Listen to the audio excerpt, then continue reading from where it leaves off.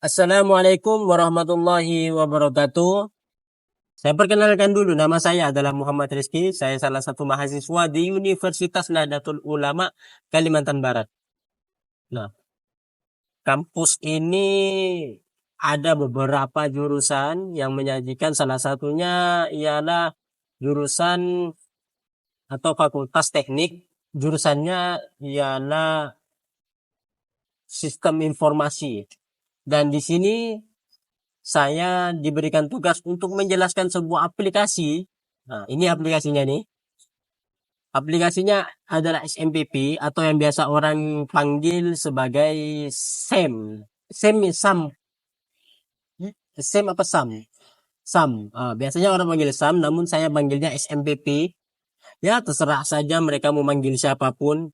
Asal jangan panggil yang berbeda. Misalkan SAM-nya itu dipanggil eh Mobile Legend. Nah, ini kan jauh ya, guys. Langsung saja tanpa banyak pembukaan, yang jelas para netizen ingin bertanya-tanya apa tujuan video ini. Tujuan video ini saya ingin menjelaskan apa itu aplikasi SAM. Nah, saya sudah menyiapkan beberapa referensi. Referensi yang sudah saya siapkan yang pertama adalah definisi dari SAM atau SMPP. SMPP adalah perangkat lunak gratis dan terbuka yang digunakan untuk mengembangkan aplikasi web secara lokal di komputer. Nah, ada beberapa fitur yang digunakan pada aplikasi ini. Jadi aplikasi ini digunakan untuk orang yang berkecimpung di basis data. Nah, jadi kalau orang yang berkecimpung di dapur, berkecimpung pada semen, nah ini nggak masuk ya, guys. Tapi kalau orang yang berkecimpung di basis data, membuat web, mendesain web, atau merancang sebuah web, maka ini masuk. Nah, jadi ini adalah bagian mereka di dalam menggunakan aplikasi ini. Salah satu ada beberapa fitur yang disediakan oleh aplikasi ini, yakni fitur yang pertama adalah Apache atau server web, di mana server web ini mengelola permintaan HTTP dan menampilkan halaman web. Dan yang kedua ada MySQL. Nah, ini tidak asing bagi orang-orang database atau orang-orang yang sering berkecimpung yang masuki di dalam dunia IT. Jelas mereka sudah mengetahui apa itu MySQL. Nah, MySQL adalah menyimpan dan mengelola data aplikasi web. Nah, jadi MySQL ini adalah alatnya yang merancang atau memproduksi beberapa data-data yang dihasilkan sesuai dengan keperluannya masing-masing. Nah, PHP adalah bahasa pemrograman menjalankan script server side untuk menghasilkan konten dinamis. Ya, saya kurang lebihnya tidak terlalu memahami apa yang dimaksud ini karena saya belum sampai atau saya lupa pada materi ini. Dan yang keempat adalah Perl atau bahasa pemrogramannya itu PERL. Nah, bacanya adalah Perl. Menjalankan script server side untuk menghasilkan konten dinamis. Nah, fungsi SMPP ialah pengembangan web, membuat dan menguji aplikasi web secara lokal. Yang kedua, pengujian basis data, menguji koneksi dan basis data. Yang ketiga, pengujian server, menguji konfigurasi server dan keamanan. Yang keempat adalah pembelajaran, belajar bahasa pemrograman web seperti PHP, MySQL, dan HTML. Jadi kalau orang-orang yang kuli bangunan, harap jangan menonton video ini kalau tidak ingin Anda membanting HP Anda. Jadi bagi orang-orang yang berkecimpung di basis data atau yang kuliah ataupun yang bekerja di bidang IT, silakan nonton. Tonton sampai habis dan jangan lupa like, komen, dan share. Dan yang paling penting adalah subscribe. Ya, itu. Dan kelebihan SMPP, yang pertama adalah gratis. SMPP tinggal kita download atau install di Google, ya sudah tersedia di website resminya. SMPP juga sudah tersedia bagi pengguna Linux, Windows, dan juga yang lain-lain. Ada macOS dan juga ada yang menggunakan Apple atau iOS. Silahkan, sudah disediakan pada bidangnya masing-masing. Tinggal Anda unduh secara gratis dan tinggal dipilih ada server ataupun versi. versi berapa yang Anda inginkan atau yang Anda butuhkan atau yang Anda gunakan untuk merancang aplikasi basis data yang Anda gunakan. Tanpa panjang lebar, mari kita buka bagaimana sih penggunaan aplikasi SMPP ini. Nah, sedikit ya.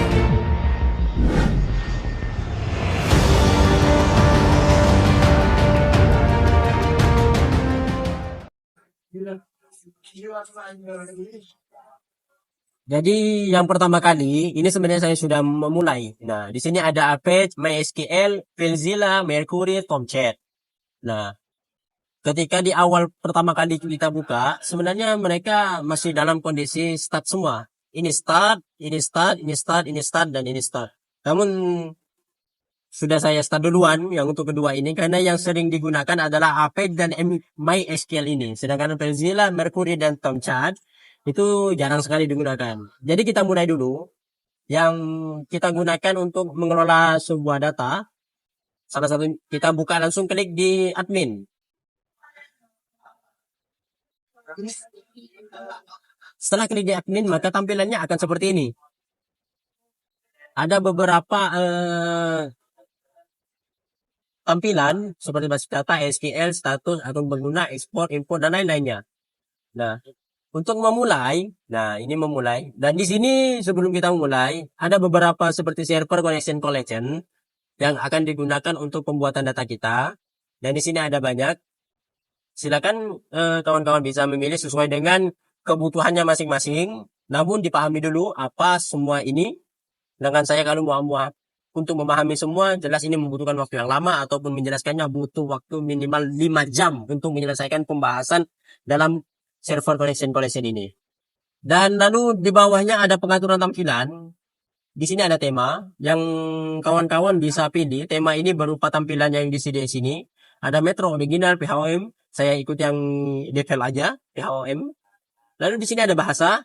Bahasa di sini akan ditampilkan seperti ini. Ada basis data, SQL, status, akun pengguna. Ini kan semuanya bahasa Indonesia yang saya gunakan. Kalau teman-teman dari negara Cina ataupun negara Arab ataupun negara ya yang ada di negara Anda di sini, silahkan gunakan kalau ingin. Tapi kalau Anda negara di negara Indonesia, bisa pilih negara Indonesia. Dan kalau Anda ingin menggunakan bahasa Inggris, ada juga bahasa Inggris. Ya, silahkan sesuaikan aja dengan keinginan Anda. Maka untuk memulainya, kita pilih klik di baru untuk membuat sebuah data yang baru. Nah, di sini sebenarnya sudah ada beberapa server ataupun file-file data yang sudah disediakan.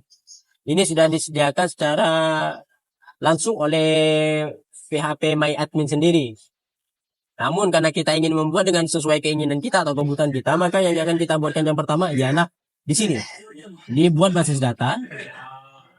Nah, di sini tuliskan silahkan keinginan nama-nama yang Anda inginkan. Saya bisa kasihkan sebuah nama di sini ialah misalkan kelas. Nah, lalu kita buat. Nah, maka kelas tersendiri ini sudah disediakan di sini. Kelas sudah timbul. Lalu file kelas ini memiliki bisa kita membuat beberapa tabel. Nah, beberapa tabel. Ini tabel yang pertama. Tabel yang pertama kita bisa kasih nama misalkan dalam kelas tersebut ada anak atau mahasiswa yang bernama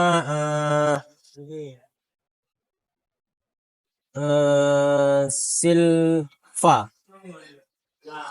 Untuk kolom, ini teman-teman dapat menyesuaikannya dengan kebutuhannya masing-masing. Saya hanya butuhkan 3 saja. Yang pertama, 2. Nah, tampilannya seperti ini. Ada beberapa yang sudah ditampilkan. Yang pertama, karena kita adalah pengenalan yang bagi pemula dulu, sehingga kita buatnya jangan terlalu ribet, agar teman-teman tidak ribet dalam pemikirannya. Nah, ini. Di sini ada nama table. Ini jenis table, panjang atau nilai table, bawaan dari table, penyortiran table, atribut, dan lain-lain semuanya. Ini masih banyak kan? Masih banyak. Jadi teman-teman, di sini ada nama table yang pertama karena tadi kan ada 3 table. Ya, ada 3 tabel. Jadi sini saya kasih mau ID saja. Untuk ID dari anak kelas tersebut, lalu nama dan juga umur. Dalam ID jelas, ID itu bisa kita rubah. Jenis dari nama tabel yang pertama ini ada varchar. Varchar ini artinya yang menggunakan sebuah karakter nama atau tulisan. Misalkan seperti Muhammad Rizky, maka itu kan nama yang menggunakan huruf. Sedangkan kalau yang email itu kan biasanya tercampur dengan angka. Nah, itu bisa juga dengan varchar ataupun teks ataupun date. Ini adalah date, ini artinya tanggal. Sedangkan integer ini artinya angka yang menggunakan angka saja. Nah, saya menggunakan ID-nya ini angka. Namanya kita rubah ke varchar. Lalu umur kita boleh menggunakan integer. Jadi kalau kita menggunakan integer, maka umurnya ini langsung kita tampilkan umur berapa dia pada saat itu. Misalkan umurnya 21, maka tampilannya yang akan diisi nanti pada umur itu adalah 21, angka 2 dan 1. Tapi kalau kita menggunakan date, maka yang akan ditampilkan itu adalah sebuah angka kelahiran. Nah, di sini masih banyak lagi kawan-kawan. Ada beberapa yang mampu untuk mengisi, ada double, float, desimal. Ya, sesuai dengan kebutuhan kawan-kawan sudah disediakan dari aplikasi ini. Tapi untuk umur saya menggunakan ini aja, agak lebih simpel. Terus panjangnya. Dalam ID ada beberapa panjang karakter yang harus mereka dapat isi. Misalkan saya isi 10 aja. Terus di nama seseorang itu terkadang paling panjang berapa karakter, berapa huruf. Ya, semuanya. Misalkan saya isi 20 saja untuk nama. Terus umur. Di dalam umur ya jelas kan palingan 1 ataupun 2 angka. Kalau 3 angka kan jarang ya kan. Ada namun pun jarang. Gak mungkin semua mahasiswa ataupun orang yang bekerja memiliki umur. Ini pegawai bank dengan umurnya 120 kan gak mungkin. Ya, umur 60 sudah dipensiunkan itu. Walaupun 70 sudah dipecat. Jadi kita isi 3 saja. Terus bawaan penyortiran atribut ini kita skip saja karena ini tidak terlalu tidak terlalu dibutuhkan atau tidak terlalu penting. Bebas kalau kawan-kawan membutuhkan hal tersebut untuk diisi, silakan diisi saja. Terus yang paling penting selanjutnya adalah indeks dan AI. Nah, ini yang harus kita isi. Makna dari indeks sendiri, di sini ada isiannya pilihan, yakni berupa primary, unique, index, dan full text dan spatial. Nah, apa sih primary itu? Primary adalah kunci primer atau unik, tidak boleh kosong atau nol. Jadi kalau kita isi primary, maka ID yang ada dalam kolom tersebut ini tidak boleh kosong. Ketika seseorang mengisi, ini tidak boleh dikosongkan. Sedangkan kalau umur ini kan kalau kita tidak isi primary, maka dia diperbolehkan. Nah, terus ada unique index, memastikan bahwa nilai pada kolom atau kombinasi kolom tidak duplikat. Nah, dalam sebuah data seseorang ada beberapa data yang terkadang dapat terduplikat. Contoh nama. Jikalau nama seseorang ya, nama Mukhlas. Saya mohon maaf karena di tempat ini saya lagi berada di kafe sehingga beberapa kebisingan mungkin mengganggu kawan-kawan. Sehingga untuk saya berikan saran untuk sambil lalu teman-teman menggunakan deskriptif atau subtitle agar dapat membaca apa yang saya sampaikan. Untuk unique adalah memastikan bahwa nilai pada kolom atau kombinasi kolom tidak duplikat. Contoh alamat email. Seseorang bisa saja memiliki nama yang sama seperti Muhammad Rizky ataupun Adit ataupun Rafli ataupun yang ya nama-nama pasaran tersebut lah yang dapat diduplikat, sehingga kalau seseorang yang 2 orang memiliki nama yang sama, maka data tersebut kemungkinan bisa kacau, bisa terganggu.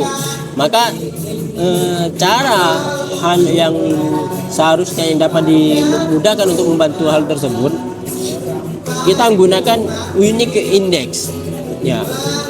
Jadi sehingga data tersebut tidak dapat diduplikat. Contoh seperti data yang tidak dapat diduplikat adalah NIK. Nah, teman-teman yang hidup dari negara Indonesia, kelahiran di negara Indonesia, jelas dari lahir sudah diberikan yang namanya NIK. Nah, nomor identitas kependudukan yang sudah tertera di mana, di KTP, KK, akte kelahiran ya, itu sudah tersedia. Jadi NIK tersebut teman-teman tidak akan namanya tertukar dengan NIK teman ataupun NIK keluarga, dan nomornya itu tidak akan tertukar. Terus ada indeks ya, di bawahnya ini indeks. Indeks artinya meningkatkan kecepatan pencarian data dengan membuat struktur data tambahan. Contoh indeks pada kolom nama. Terus full text index digunakan untuk pencarian teks dalam kolom yang berisi teks panjang. Terus spatial ini digunakan untuk mengoptimalkan pencarian data geospasial seperti koordinat GPS atau bentuk geografis. Contoh lokasi toko.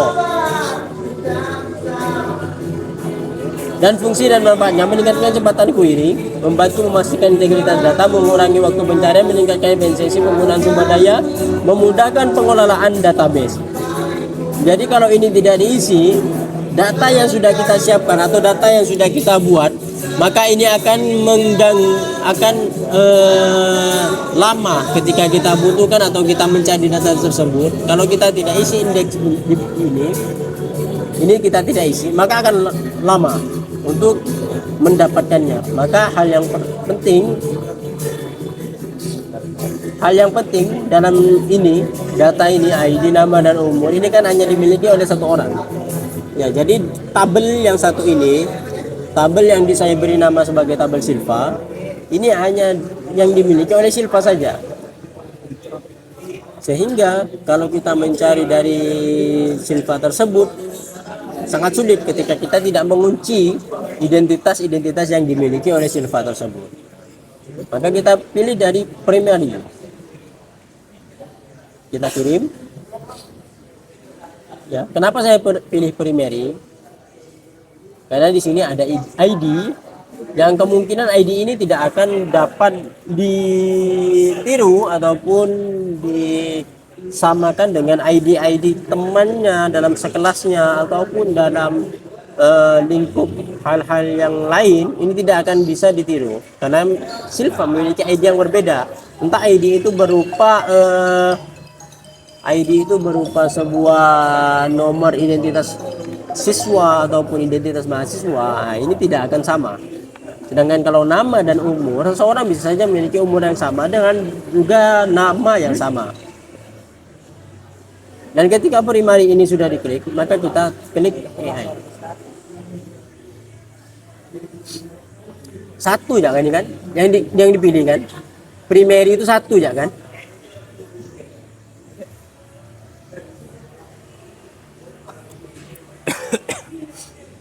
Oke, lanjut, kita simpan.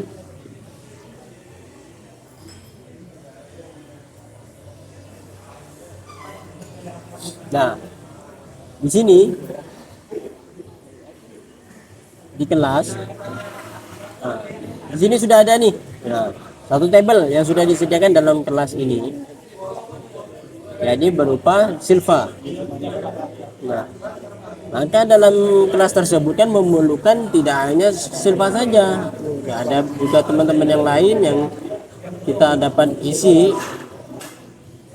Maka untuk menambah data orang-orang yang berada di kelas tersebut, kita tambahkan lagi create new table yang di bawahnya ini.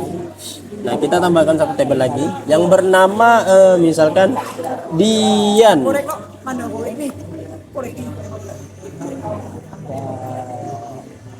Nah, Dian di sini, oh maaf,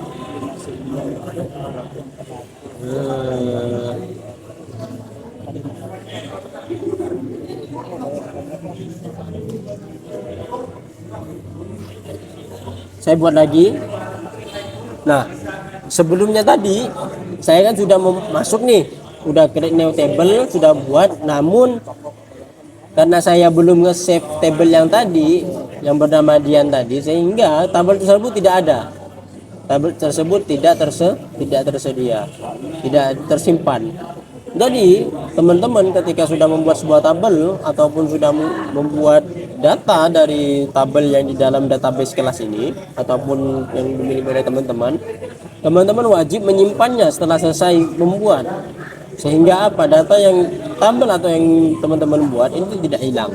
Nah, saya buat ini yang bernama Dian, saya isi tiga kolom sesuai dengan apanya. Nah, untuk Dian ini saya tuliskan ID dan juga nama, juga misalkan di sini saya tulis name. Terus jenisnya, jenis ID ini jelas adalah integer, namanya itu adalah varchar, dan name itu adalah nilai mahasiswanya, kita tuliskan varchar. Nah, panjangnya kita isi juga 10, untuk namanya 20, untuk name-nya 10. Kita indeksnya juga mengambil dari ID, ya ini sebagai indeks. Indeksnya kita primary. Kita checklist AI-nya, maka ketika sudah, kita langsung simpan.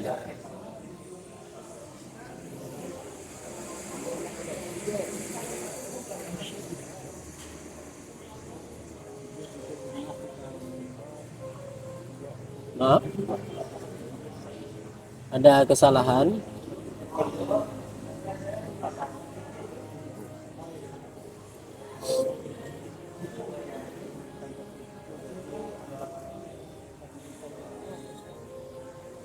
Nah, kita buat Dian, terus 3, kita buat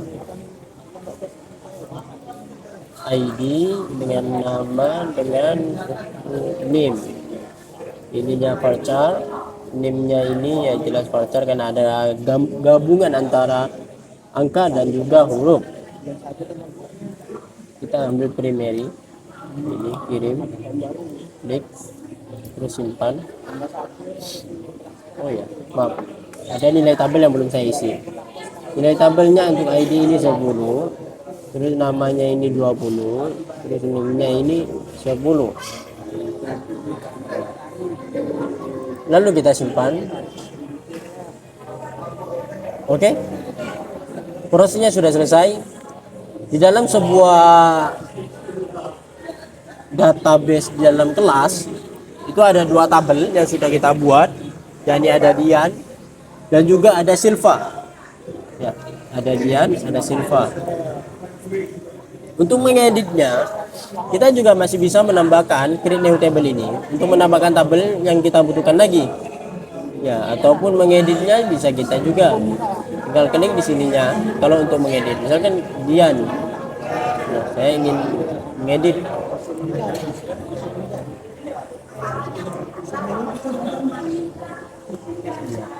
Apa yang ingin saya edit? Ya, indeksnya ataupun yang lain-lain. Kita kuncinya misalkan utamanya ini kan, primernya kita rubah, kita diambil dari name, maka bisa kita rubah sebagai hal yang utama.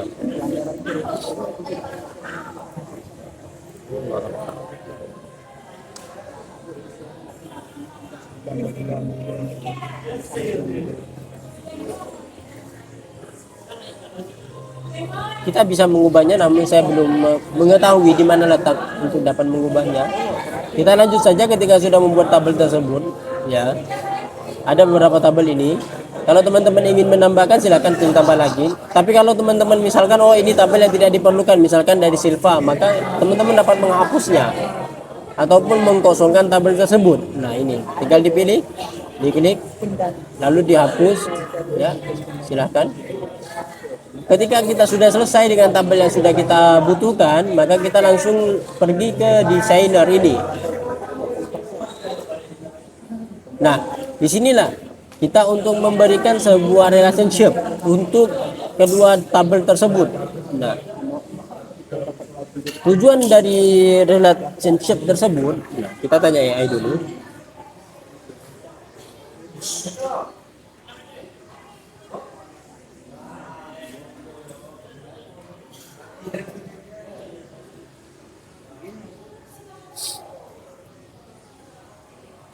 Apa sih tujuannya untuk menggabungkan ini?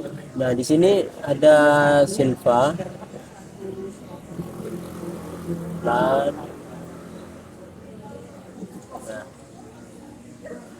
di sini tabel yang tadi yang pertama kita buat ada Dian, ada Silva. Nah, kita akan membuat yang namanya ini, create relationship.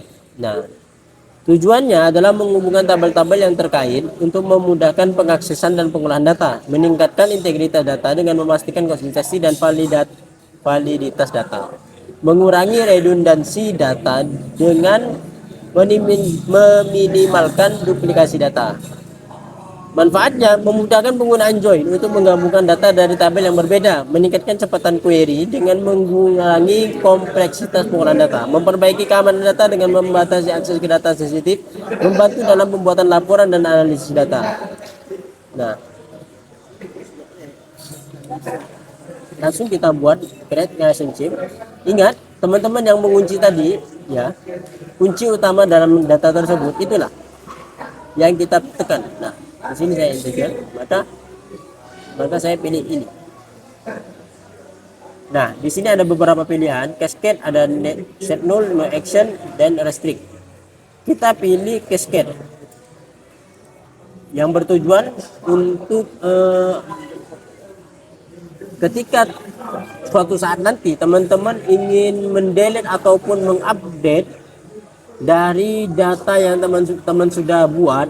Nah, misalkan ini database kelasnya ini sudah jadi, berapa bulan kemudian teman-teman ingin mengupdate-nya, ya, ataupun ingin menghilangkan satu data ataupun satu tabel. Ketika kita milih cascade, maka hubungan yang relationship yang sudah kita buat ini tidak akan hilang, data tersebut tidak akan hancur, tidak akan rusak dengan perubahan yang sudah kita buat. Namun ketika teman-teman memiliki hal yang lain, set null ataupun action restrict, maka dari tiga ini bisa memungkinkan data tersebut ada ataupun hilang ataupun rusak. Nah, dan agar tidak rusak maka kita pilih cascade.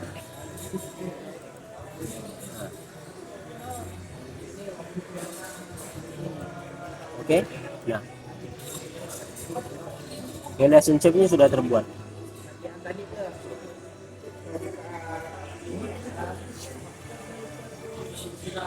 Dan bagaimana ketika kita menambahkan yang lain juga? Nah, kita nambahkan data yang lain lagi, maka akan hal yang sama. Kita coba untuk mendapatkan data. Nah, kita belum save. Ini kita save dulu agar simpan halaman. Kelas.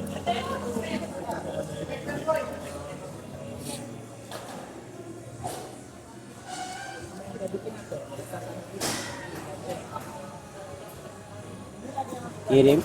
Oke. Jadi di share ini sudah tersimpan kelas, maka kita akan menambahkan data tabel yang baru dengan selanjutnya untuk Dian dan Silva ini sudah kita buat, ya. Relationship-nya sudah kita buat. Selanjutnya tinggal kita ngisi data dari ini. Isian dari Dian ini apa aja, dengan Silva ini apa aja. Nah, kita isi caranya dengan kita mengklik Dian di sini, terus tambahkan. Nah, setelah ada di sini, maka kita tambahkan nih ID, nama dan umur dari isi yang Dian ini.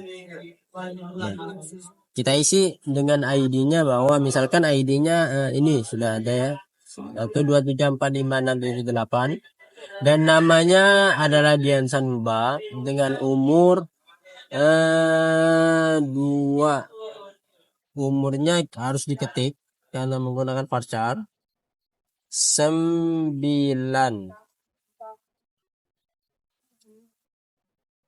Oke, kirim. Sudah masuk. ID-nya adalah 123456778 dia dengan atas nama Dian Sanuba dan umur 9. Dian jadi sudah ada. Tinggal yang kita lalu klik di Silva.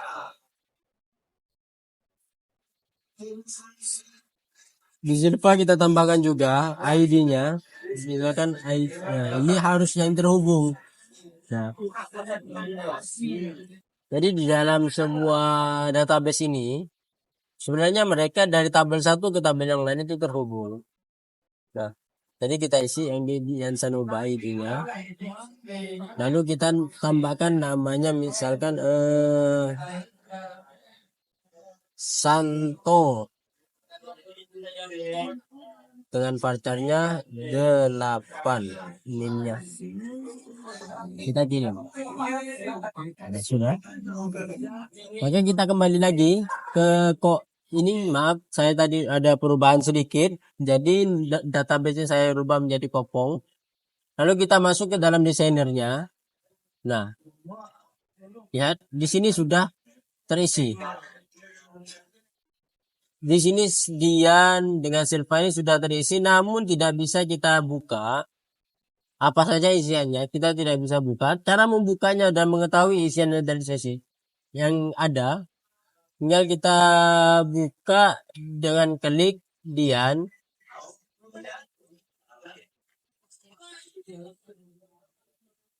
Nah, di sini sudah ada dengan ID Dian 1234567 dengan atas nama Dian Sanuba, umurnya 9. Lalu di Silva juga ada Santo, namanya Santo dan NIM-nya 8. Nah, cukup sekian ya kawan-kawan. Ini hanyalah sebatas pengenalan dengan trik simple. Apa sih sebenarnya cara penggunaan sederhana dari SMPP ini? Nah, untuk selanjutnya kita akan belajar, yakni bagaimana caranya mengekspor, artinya file yang sudah kita buat, database yang telah kita kerjakan atau sudah kita rancang, bagaimana sih caranya agar dapat kita berikan kepada orang lain atau sudah dapat digunakan. Nah, nanti kita akan belajar di pada episode selanjutnya. Saya rasa cukup sekian dari apa yang saya sampaikan. Mudah-mudahan kurang lebihnya memiliki manfaat kepada teman-teman, baik besar maupun kecil. Silahkan dirasakan dan dipelajari. Sebenarnya saya juga lagi belajar mengenai XMPP juga. Alhamdulillah saya mempelajarinya berhari demi hari untuk memperdalam bagaimana sih XMPP itu cara kerjanya dan hubungan dari XMPP kepada aplikasi-aplikasi yang lain. Ya. Kita sama-sama belajar, jadi apabila ada kesalahan harap dimaklumi dan dimaafkan. Saya tutup. Wallahul muwaffiq ila aqwamit thoriq. Assalamualaikum warahmatullahi wabarakatuh.